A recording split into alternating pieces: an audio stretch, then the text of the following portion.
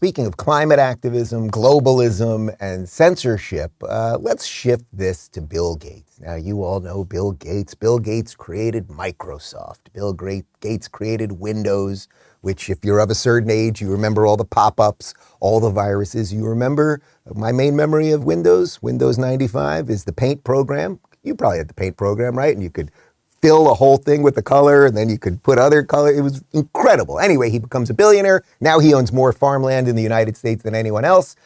He somehow also thinks he's a COVID expert, and he has been advocating for more ESG programs. Now, ESG, I'm going to tell you a bit more about it in just a moment. We've talked about it before. Glenn Beck wrote a spectacular book about it. It's called Environmental, Social, and Government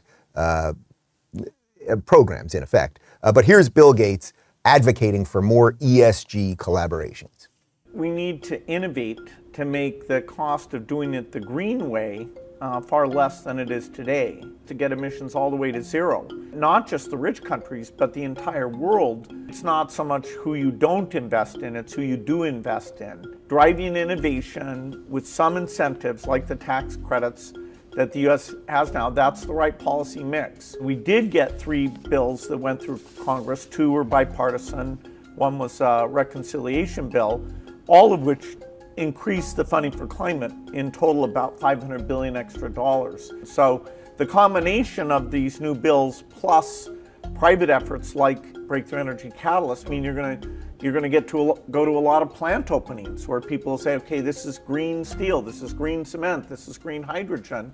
And a lot of those will be placed in places where the hydrocarbon jobs are going away, so people will get a sense that this is a just transition.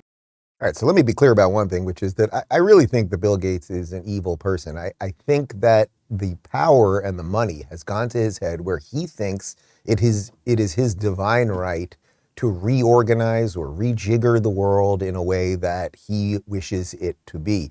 The idea, not only, first off, that you would say to any country, but you take, okay, let's take the rich countries first, because he addressed rich countries, that you would say, you have to do this to your economy, you have to make it more green because we wish you to. Well, every nation should decide that for themselves. That's the problem with globalization, right? That's number one. But putting aside the rich countries, the poor countries right now that are going through their industrial revolutions, if you take a country, you could take India or China that are years behind us in their industrial revolutions, that are using coal and these other things. What right do we have, or the globalists have, to say, no, you cannot do that? And by the way, fossil fuels are still to this very moment getting more people out of poverty and doing more good for the world than they are bad. We've done many shows on this. Jordan Peterson has talked about it a lot, Bjorn Lomborg. This is something that is real, whether they like it or not.